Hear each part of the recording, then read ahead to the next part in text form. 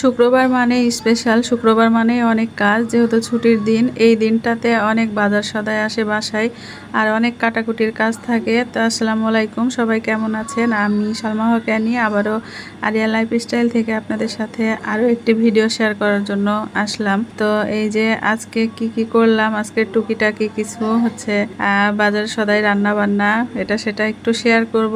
এতে করে আমার ভিডিওটাও রেডি হয়ে গেল। আর আমরা তো সব সময় বাইরে যেতে পারি না, বাইরে গিয়ে ভিডিওটা করা হয় না, যেহেতু আমরা গৃহিণী মানুষ।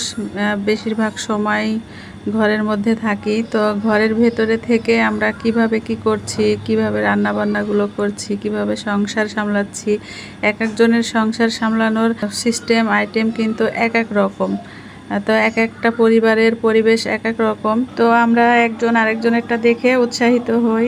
তো আমরা যারা ব্লগ ভিডিও বানাই তারা কিন্তু চাইলে একে অপরকে দেখে অনেক কিছু শিখতে পারি। তবে আমরা যারা ভিডিও বানাই তাদের সবাইকে চেষ্টা করতে হবে ভালো ভালো কন্টেন্ট তৈরি করার, যাতে করে সে কন্টেন্টগুলো দেখে সবাই অনেক কিছু শিখতে পারে। আমাদের প্রত্যেকটা কন্টেন্টের মধ্যে শিক্ষণীয় বিষয় থাকতে হবে, তাহলেই হবে।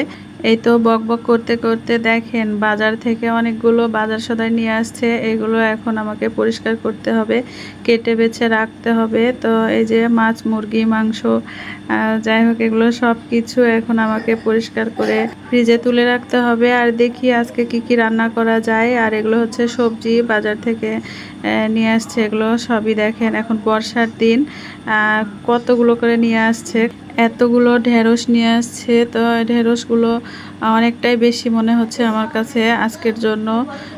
আর তাছাড়া হচ্ছে এই যে বর্ষাকালে যে কোনো সবজি নিয়ে আসলে, আজকে নিয়ে আসলে কালকের মধ্যেই কেমন যেন নষ্ট হয়ে যাচ্ছে, পচে যাচ্ছে।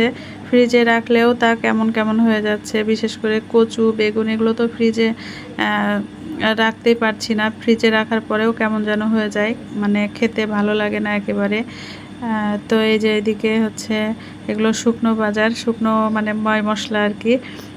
চিনি, তারপরে আটা, তেজপাতা, গরম মশলা সব মিলিয়ে হচ্ছে গুঁড়ো মশলা, এগুলো আছে। তো এইদিকে আমি রান্না বান্না শুরু করে দিয়েছি। এই যে ভাবতেছি যে মাছের ডিমগুলো আজকে অর্ধেক রান্না করি, যেহেতু অনেকগুলো ডিম একদিনে খেয়ে শেষ করা যাবে না। তো এই তো আজকে অর্ধেক রান্না করছি, পরে আবার একদিন রান্না করা হবে। তো মাছের ডিম আপনারা কে কে এইভাবে খান? আমরা কিন্তু এভাবেও খাই, আবার হচ্ছে গোটা করে কেটে কেটে চপের মতো করে ভেজে সেটা রান্না করলেও অনেক মজা লাগে। তো এইদিকে হচ্ছে ভাত, আর একদিকে হচ্ছে যে মাছের ডিম ভুনা, এক কথায় ঝুরি ঝুরি করে আমি ভেজে নিচ্ছি। এইভাবে মাছের ডিমটা ঝুরি ঝুরি করে ভেজে হালকা মচমচা ভাব চলে আসলে তখন কিন্তু খেতে বেশ ভালোই লাগে। তবে আপনারা কে কীভাবে খান অবশ্যই কমেন্ট করে জানিয়েন। আমি এভাবে বেশিরভাগ সময়টাই এভাবে খাই, আর তাছাড়াও গোটা করে রাখি। আবার অনেক সময় মাছের মধ্যে ঝোলের ভেতরে কেটে কেটে দিয়ে দিই। আর সব রকমভাবেই খাওয়া যায়, তবে এভাবে আমি বেশি খাই। আর এই যে বেগুন ভাজাটা আমি এভাবে করেছি, আমার কাছে খুবই ভালো লাগে। এভাবে বেগুন ভাজা গোল গোল করেও ভালো লাগে, তবে হচ্ছে কেন জানি মনে হলো আজকে এভাবে করি। তাছাড়া একটু ভেতরে পোকা পোকা ভাব ছিল, সেগুলো কেটে কুটে ভাবলাম যে এভাবে ভাজিটা করি, খেতে অনেক ভালো লাগে। আর এই যে এইদিকে হচ্ছে, তো যাই হোক, আর এই যেদিকে মুরগির মাংস, আর এগুলো দিয়ে আজকে রান্না বান্না। তো যাই হোক, কে কি দিয়ে আপনারা খাওয়া দাওয়া করলেন অবশ্যই কমেন্ট করে জানিয়েন। আর শুক্রবার মানে স্পেশাল ভালো ভালো খাওয়া এবং অনেক বেশি কাজ আর অনেক বেশি ভালো লাগা, ঘোরাফেরা যাই বলেন না কেন। শুক্রবারের দিনটা আসলে অন্যরকম, আর বিশেষ করে ছুটির দিনগুলো অন্যরকম ভাবেই কাটে।